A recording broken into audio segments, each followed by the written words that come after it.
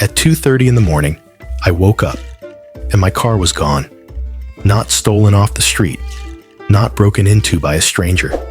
Taken, quietly, deliberately, by my own sister. I stared at the empty driveway in disbelief. The silence outside was suffocating, but inside me, a storm was building. Anger, confusion, and, somewhere underneath it all, grief.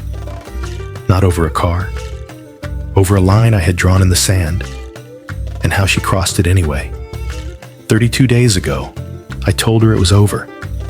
I told her she had a month to get her life together, to stop using me as her personal chauffeur on demand. I gave her the deadline. She ignored it.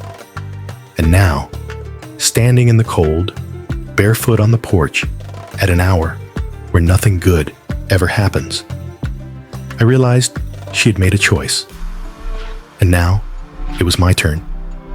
6 months earlier, I offered her the car out of kindness.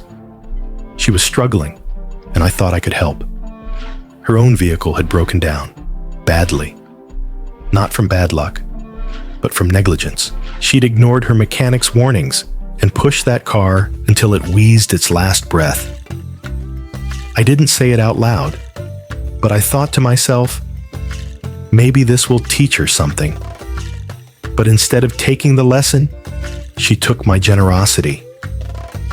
I offered her my car, temporarily, because I could bike to work. She couldn't. I thought it would be a simple arrangement. She uses it for her shifts. I get it back for mine. She fills it with gas. She respects the terms. Basic decency. Family trust. But that's not what happened. Every week, she kept it longer. Every day, she got bolder. The car vanished in the mornings and returned in the middle of the night, if it returned at all. It came back with an empty tank, coffee cups littered across the seats, the faint smell of fast food soaked into the upholstery. She stopped asking for permission. She started treating it like hers. She even refused help. Our parents offered to loan her money to fix her own car. She declined, said she was saving up, but every time her paycheck hit, she spent it on everything except responsibility. Clothes, drinks, nights out, excuses, and me. I kept waiting for her to come around, waiting for her to show some respect, waiting for her to say thank you, just once. But instead, she took more. And then came the early shifts. My work changed. Suddenly, I needed to be on the road by 3 a.m., biking 6 miles in the dark, half asleep, dodging potholes and stray dogs. I told her, calmly, clearly, that I would need my car back. I gave her 30 days to prepare. She nodded. She said she understood. She lied. Because this morning, on day 32, she set her alarm. She got up before dawn. She crept out of the house, picked up the spare key, and took off.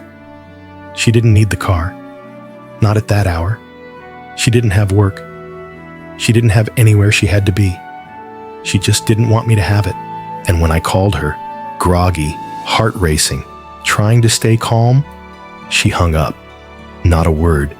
Just the sound of the call cutting off. And something in me snapped. I didn't scream. I didn't threaten. I didn't text or beg or plead. I called the police, and I reported my car as stolen, because it was. The officer on the line asked me, "Do you know who took it?" "Yes." "Did you tell them not to?" "Yes." "Do you want to press charges?" There was a pause. I thought about my job. I thought about the gas she never replaced. I thought about the warning I gave her and how she spat on it. I said yes. 30 minutes later, she was pulled over. 30 minutes after that, she was in cuffs. The call from my parents came like a slap across the face. They were furious. Said I went too far. Said I had her arrested over a car. Said she could lose her job. that this would ruin her future, that I didn't have to do this. But no one asked me how many times I had to bike to work in the freezing dark. No one asked me how it felt to watch my trust get chipped away day after day. No one asked me how it felt to be used.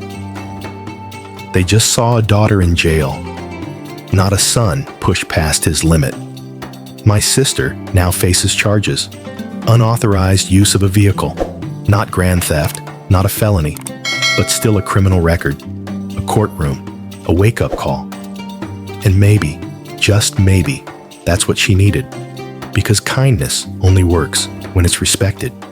Because forgiveness only matters when there's repentance.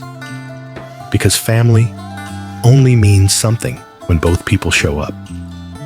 I never wanted this, but I also never asked for this burden. So now, I'm stuck in the middle.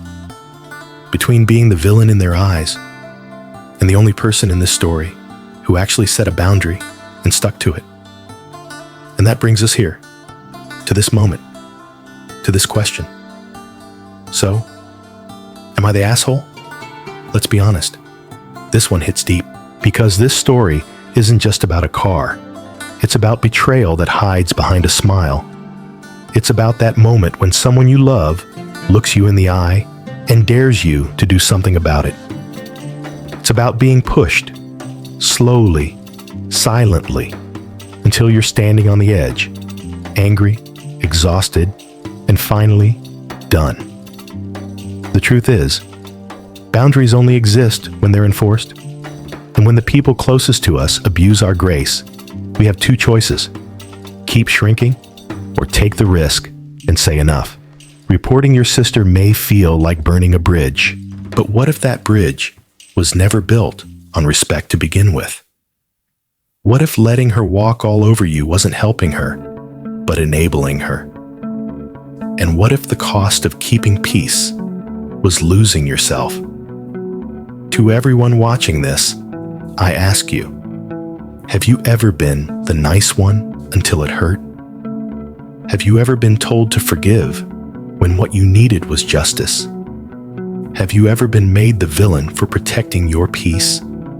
Then maybe you already know the answer. This isn't a story about being cruel. It's a story about finally saying, I deserve better. Now it's your turn. Tell us what you would have done. Drop a comment. And remember, it's okay to love your family and still say no.